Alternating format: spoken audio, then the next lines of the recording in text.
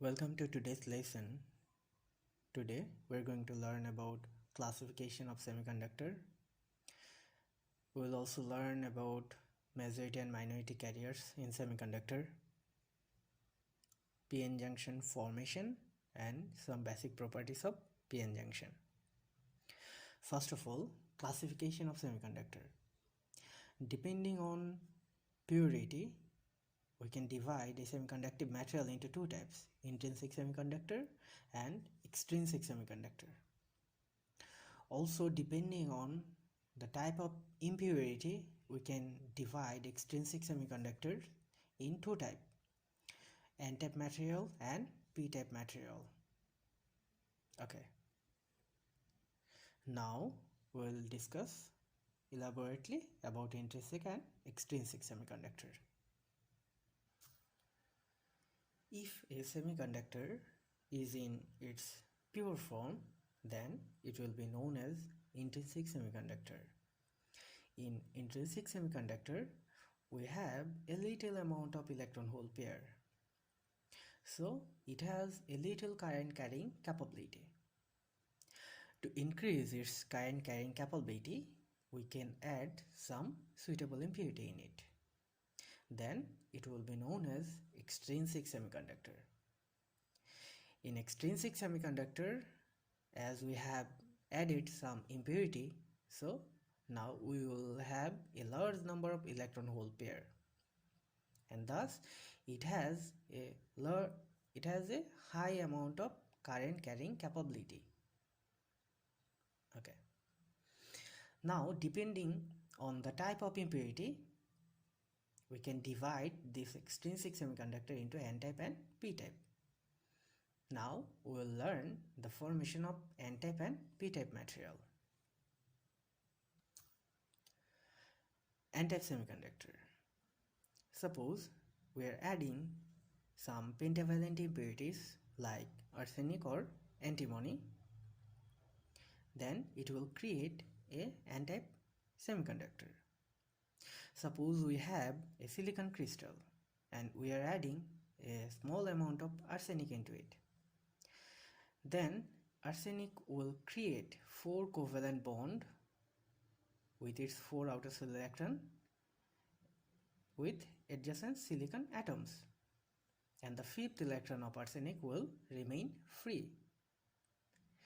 As the addition of arsenic increases the density of electron, that's why as a whole that crystal will be known as n-type semiconductor.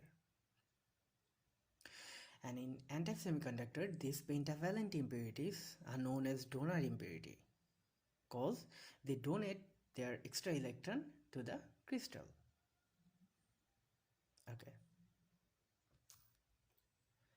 P-type semiconductor.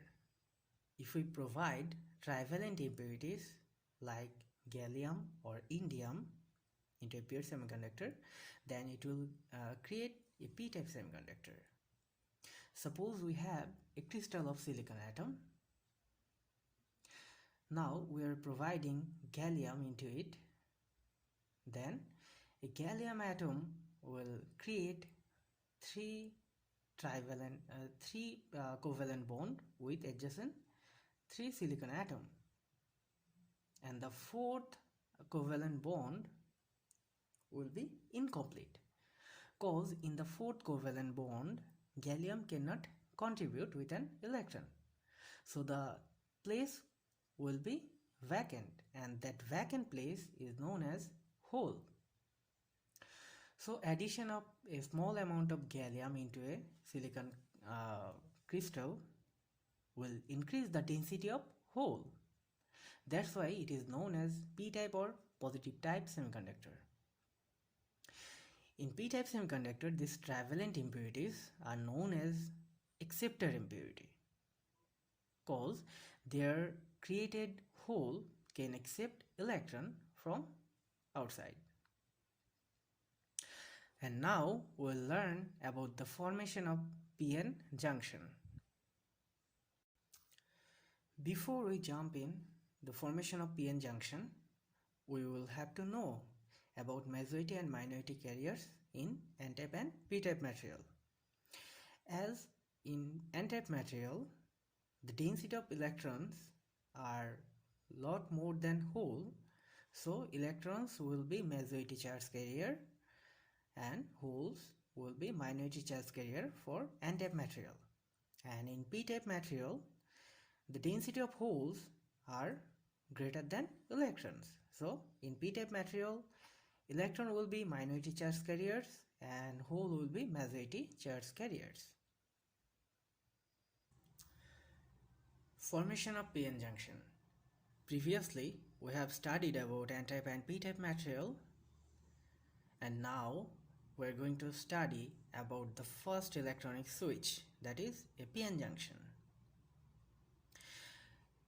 If we just add n-type material with a p-type material, we cannot have their spatial capability, so we will have to follow some special process to add a n-type material with a p-type material, and one of them is alloying. In this process, we can take an n-type block and usually a trivalent material like gallium or indium block is placed over it, and the surface area between two blocks is provided with a high temperature, that is around 500 degrees Celsius, and at this high temperature the surface will be melted down and this gallium will be mixed with n-type material in this region, and thus trivalent impurities gallium will create a high density of hole in this p-type material region. So this region will show the behavior of p-type material, and after cooling we can cut a certain portion between this p-type and n-type material, and this cutted portion will be our first electronic switch, that is a perfect p-n junction. And now we'll learn about its properties. Previously we have learned about the fabrication of p-n junction. Now we'll learn what happens after their fabrication. Usually p-type material have lots of holes in it, and n-type material have lots of electron in it. The moment a p-n junction fabricated, the electrons adjacent to this junction will get diffused with these holes. As all the electron and hole in this region get diffused with each other, so there will be no free charge carrier in this region. So this created layer or region will be known as depletion layer. Okay. Now, as n-type material donate electron from this region, so this layer will be charged positive, and at the same time this portion or layer of p-type material accept electron from n-type material, so this layer will show behavior of charge negative. As there is a layer of positive charge and a layer of negative charge, so there will be a potential difference between these two layers, and that potential difference is known as barrier potential. Usually for silicon material, this barrier potential voltage is 0.7 volt, and for germanium this barrier potential is 0.3 volt. Okay. In our next tutorial, we'll learn how to control a p-n junction as a switch.